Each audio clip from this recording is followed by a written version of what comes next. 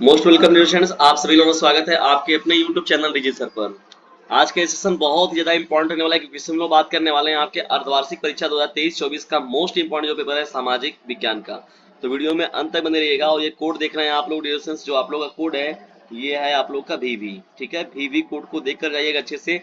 और यदि आप लोग का कोई भी कोड मिले लेकिन यहाँ से आप लोग को जो है इंपॉर्टेंट जो प्रश्नों की श्रृंखला है ये आप लोग को काम देगी कि और यहाँ से सिलेबस में मैक्सिमम प्रश्न जो है आपके यहाँ मिलेंगे जरूर। ठीक है, तो अर्धवार्षिक परीक्षा 2023-24 के इस क्लास 10 के सामाजिक विज्ञान के पेपर को बिना इसके किए हुए आप लोग को अंत तक देखना है।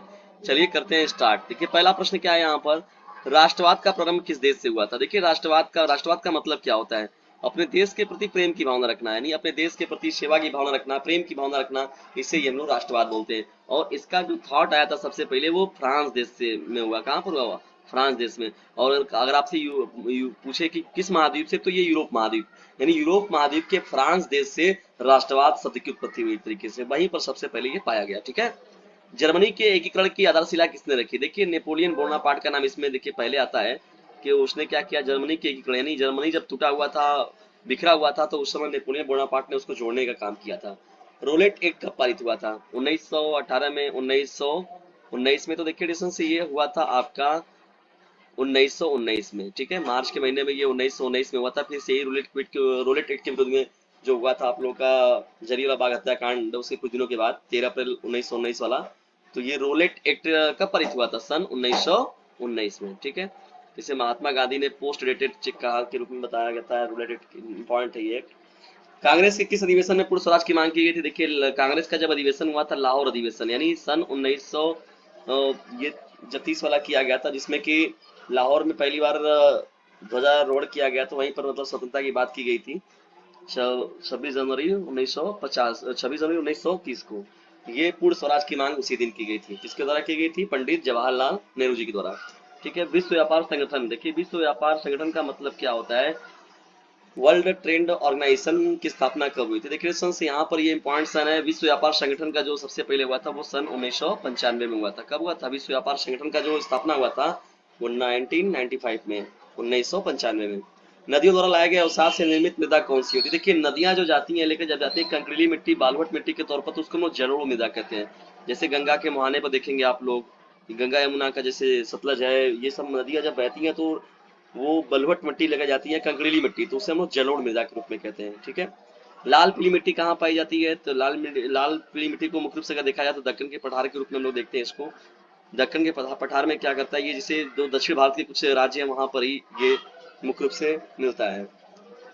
उत्तर चिपको आंदोलन का संबंध किससे है? देखिए चिपको आंदोलन बहुत ही इंपॉर्टेंट प्रश्न है। इससे रिलेटेड प्रश्न 1 नंबर के, 2 नंबर के, बहुविकल्पी, अति लघु, लघुत्तरी पूछता जरूर है आप लोगों का।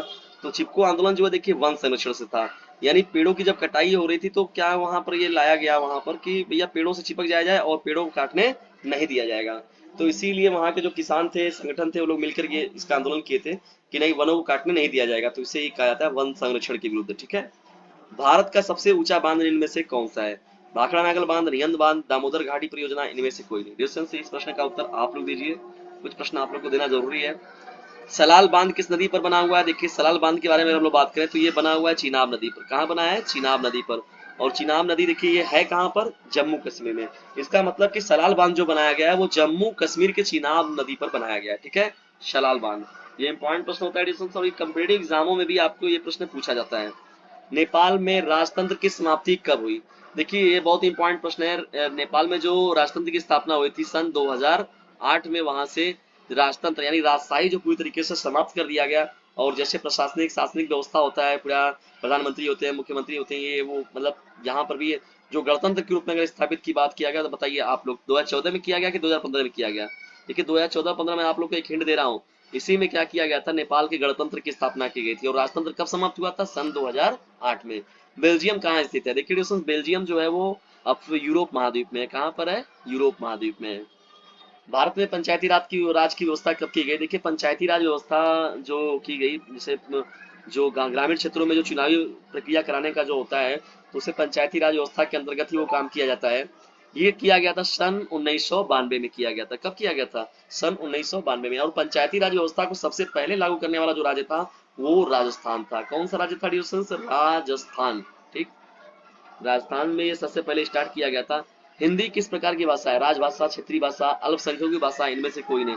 देखिए हिंदी को मुख्य रूप से हम लोग राजभाषा के रूप में देखते हैं, ठीक है। राजभाषा जो होगा इस प्रश्न का राइट आंसर हो जाएगा। दुनिया के किस हिस्से या देशों में सार्वजनिक जीवन में महिलाओं की भागीदारी का स्तर काफी ऊंचा है? स्वीडन हो गया, नॉर्वे हो गया और फिनलैंड हो गया। देखिए स्वीडन, नॉर्वे और फिनलैंड जो होता है इस प्रश्न का क्या हो जाएगा? राइट आंसर हो जाएगा। देखिए स्वीडन में जो है वहां पर किसी भी कार्य में अगर देखा जाए तो वहां पर महिलाओं की जो भागीदारी है वो उसका स्तर जो है वो बहुत ज्यादा है, ठीक है। 16वां प्रश्न आप लोग कैसी तरीके से है। 17वां प्रश्न देखिए यहाँ पर भारत किस राज्य में शिशु मृत्यु दर न्यूनतम है? 16वां प्रश्न देख लीजिए, कमेंट बॉक्स में उत्तर दीजिए इसका।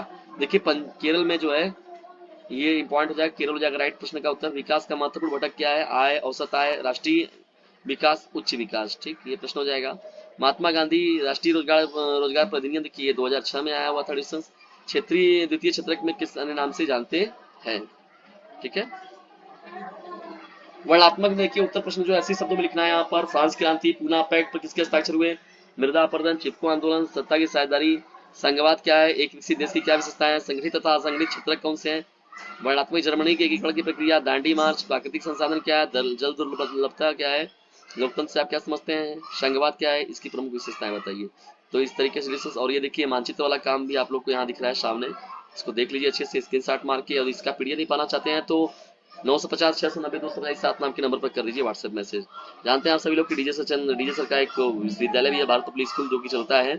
देखिए विद्यालय इस समय चल रहा है, लंच के बाद का पीरियड है। इस समय बच्चे जो हैं छोटे नर्सरी के बच्चे वो थोड़े क्राउड कर रहे हैं, क्योंकि वो क्राउड का मतलब कि उनको पूरा लर्निंग कराया जाता है 1 2 ABCD का जो भी अपना, इसीलिए कुछ आवाजें उधर से आप लोग को गुजरेंगे दिख। तो ये मानचित्र संबंधित कार्य मानचित्र संबंधित कार्य जो है आप लोग को बहुत अच्छे से बताया गया है।